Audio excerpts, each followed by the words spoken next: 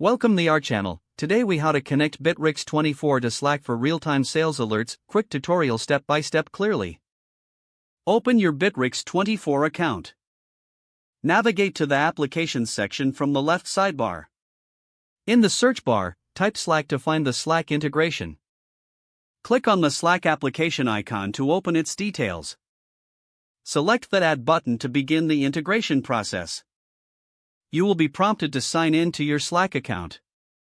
Enter your Slack credentials and authorize Bitrix24 to access your Slack workspace. Choose the channel in Slack where you want to receive the alerts.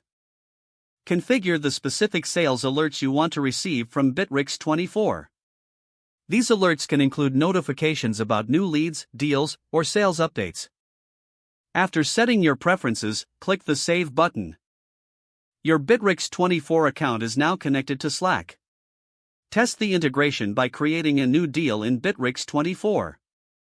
Check the selected Slack channel for the real-time alert. If you receive the notification, the setup is successful. You are now ready to monitor your sales activity through Slack. If the page does not load, refresh the browser or try again in a private or incognito window. Make sure you are using the correct email address, then retype it carefully to avoid small typos. If your password is not accepted, use the reset option and create a new strong password you can remember. Check your spam folder for verification or security emails, then complete any requested confirmation steps. Enable two-factor authentication if available to improve account security and reduce unauthorized access risk. After signing in, review your profile details so your contact information and settings are accurate and current. If you see an error message, note it down and try again after restarting your device and internet connection. Log out when you finish, especially on shared devices, to keep your account and payment information secure. If the page does not load, refresh the browser or try again in a private or incognito window.